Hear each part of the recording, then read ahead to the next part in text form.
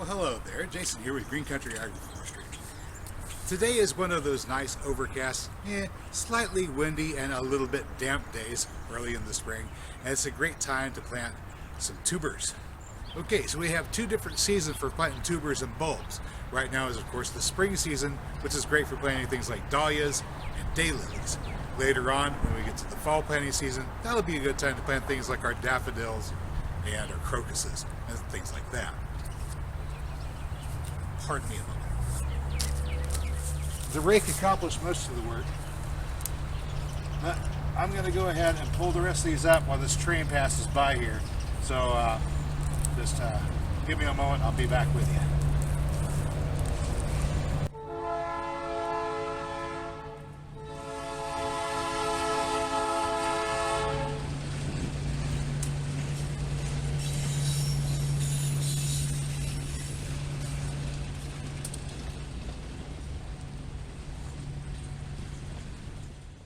And I'm going to take this moment to point out that you can plant a garden just about anywhere.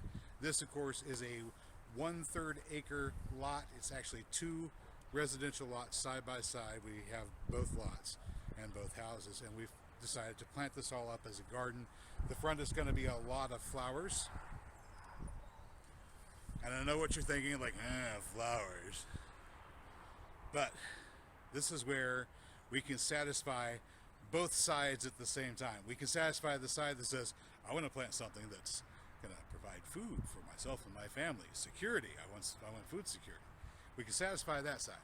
And we can also satisfy the side that says, I'd like something pretty to look at that will nourish my soul. And we get to do both here, which is really great. And what we're going to be planting is, of course, edible flowers, daylilies, and dahlias. And I've got some really pretty ones that we're getting ready to put in right now. So here we go. Let's get to it. So the hoe that we're using right here is excellent for making furrows. Otherwise, we could plant it like other bulbs. So here we go. You notice we just turned up some plastic there. That's a piece of tape from a cardboard box that we did not get removed from the cardboard box whenever we sheet mulch. This stuff will hang around for a while. It'll break down with sunlight, but when it's buried, it lasts for quite a bit. So if you wonder why people say, get the plastic off of your cardboard before you, that's right. All right, here we go. We got 5 dahlias. Oh, look at this. Look at all these tubers.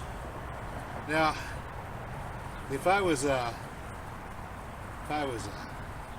enterprising type, I might take these tubers, see how these aren't even connected to anything right there. I might take these tubers and I might sort of see if I could get them each one to individually start more plants. That might be an interesting thing to try, huh?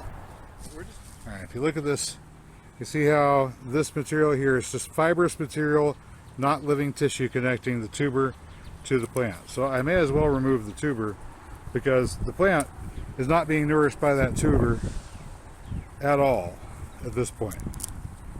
All right. So just look here, look here, look here, look here. If there's one. See, if the plant isn't being nourished by that tuber, then I may as well pull that tuber off and try to start a new plant with it. Or if it's time to start eating, we can take the tubers to the kitchen. All right, there we go. So I pulled off the ones that are obviously not connected anymore. Oddly enough, I think the yacon, when we get that, is going to look a bit like this. The sweet tuberous roots.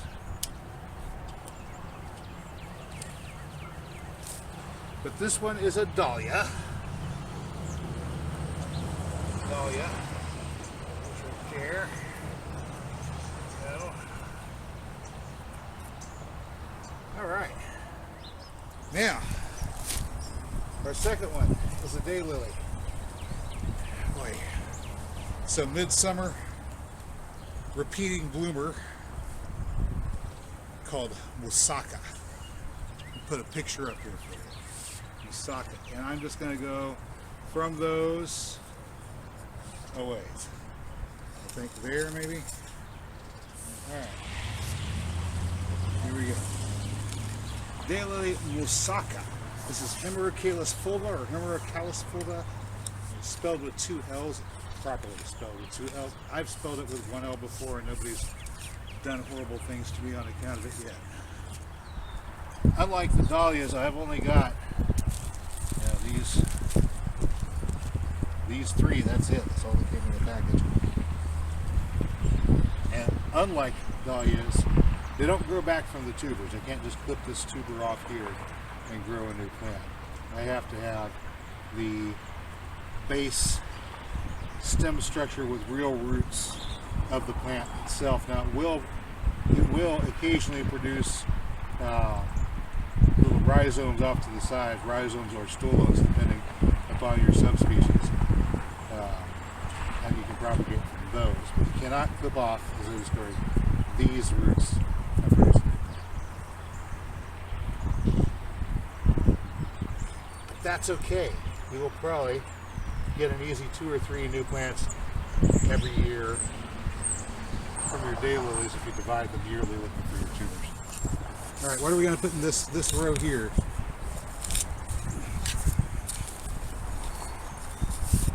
What indeed? Get that dug out a little bit better.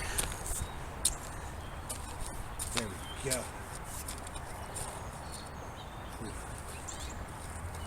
All right. So remember, what we're planting here is food and flowers, so it nourishes both the body and the spirit. This one is white with lilac tips. Oh, I just really want to see what these guys look like. All right, aren't they but gorgeous? Okay, here we go. You little visitor. Hello, little visitor. How you doing? How you doing, buddy? Wow. That's a lot of tubers. Hey, look at this. Look at this, Toadie. Hey, Dahlia, what do you think? No? Okay. You think you can keep the critters from eating these? That's your mission now. You're supposed to keep the critters from destroying the dahlias. Think you can handle it? That's your commission. That's what you're to do. You have been conscripted. Oh no. I found a hole. That's a gopher hole. That is a straight up gopher hole. This could be a problem. What if the gophers get my dahlias? I don't want gophers getting my dahlias. Alright, so I'm going to get this plant here. Wait, let me loosen this up out of the way. Okay. But I don't want the gophers getting my dahlias. You're not allowed to. There's that tape. So here's what we're going to do. I'm going to get this dirt around here just like that. Alright. Just like that. Pack this in. Alright, now put that dirt there. I got something I got to put in here. Alright, I got something I got to put in here. That's where the gopher hole is, right? So he's going to have to come through this way. He wants to get that dahlia. Alright, not a problem. Hang on. I got you fixed, buddy. Okay, so this plant here is called peppermint. It is a hybrid of a water mint and a spearmint. That's what it is. It is a very good strong source of menthol, which is one of our 4 primary herbal antiseptics. And whenever they are like this, they are very, very easy to divide into separate new little colonies. I'm just going to create a new colony just like that of these plants. Alright, so if you'll kindly direct your attention here to where the gopher hole was, we're going to give the gopher something that he will not like to encounter on his way towards those dahlias. All I gotta do is just press that in and firm it a little bit. I've already got little tiny nits popping up out of the soil there. Aren't they cute? Alright, here we go.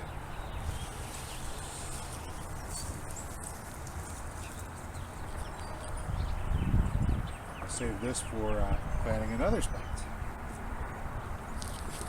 have extra plants here and extra tubers, which I might start new plants with. So we're going to have more of these hopefully.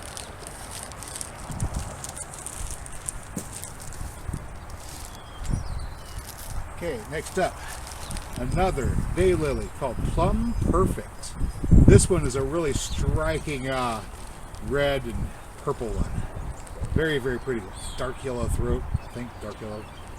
Well, picture up there. Alright, so there's a trench.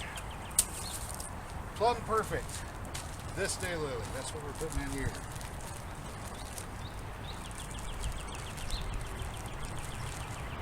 Okay. Not really, I don't see many tubers at all in this one. Just those tuberous roots.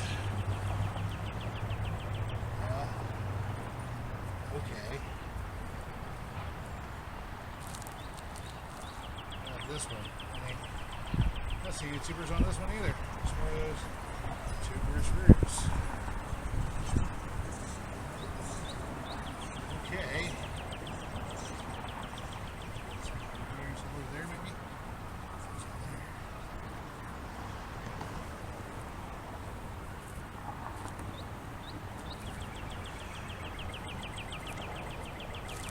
And I'll tell you what, when they say three, they really mean three, don't they?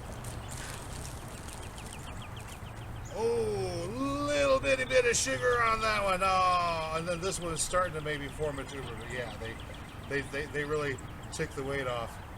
Like I said, I don't blame it. If you're shipping a lot of this stuff, weight gets expensive, and you want to start removing stuff that you don't absolutely have to ship. And sometimes the tubers are dead. See, that was just going to snap off. There's a little, probably wouldn't make it, but that's trying to grow little pups there on the side. Probably more over here on the side too. So this one will spread well. Just don't really have much of an idea about what kind of tubers it makes because I trim them all off. But we'll find out. I like to leave at least a few. This tree in the foreground is an Asian persimmon taking the place of a Bartlett pear that died, got hit by sheet metal and never recovered. Daffodils around it, hopefully they survive. Not the right time of year for moving daffodils, but I wanted to make sure the tree got some protection. Over here we've got our dahlias. All right, dahlias in the back, that's the Alex Mingus, followed by daylily. That daylily is the Moussaka, followed by another dahlia. Next dahlia up here is the blue eyes dahlia, the really pink, really pretty white with the lilac tips. Then we've got another daylily right after that. See those little lines right? Another daylily right there. That's the Plum Perfect, kind of a maroon to red daylily, and then a pure white dahlia in the front. Now, all right, so the other rule, of course, is if we're going to bare ground, we need to cover ground. Otherwise, we're inviting the Bermuda grass back in. So I've got a mixture here of Dutch white clover, vernal alfalfa, and bulldog alfalfa, all of them individually inoculated for their particular strain, and that will take care of ground cover and also some fertilizer for these plants here. If I can get that shaker out. We're using a ground Cuban shaker today. What was it the last time? Garlic? Alright, so it just turns out that these shakers are the perfect size to distribute seeds like this. And we're just going to spread all this ground cover right here, like so. And scare the Jesus out of the frog. Let's put that up here too. All right, there we go. Maybe we'll put some around here so the frog doesn't know what to think. Stuff is falling out of the sky. Hang on. Well, some seed bait. Hi. Can I borrow you for a moment? Would you like to be in the movies? You look very photogenic. Yes, you clean up nicely. Would you come with me? You don't look excited. Don't worry, you'll be fine. Just don't pee on me.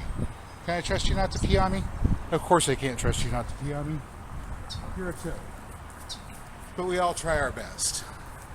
All right, I'm going to return my friend to someplace a little bit more comfortable and insulated. He really shouldn't be up this early. I disturbed him. So we're going to get him back under some soil where he can be happy. That's all I've got for you today, good people. As always, if you found this video informative or entertaining, well, you know what to do. I will catch you next time. But until then, get out there and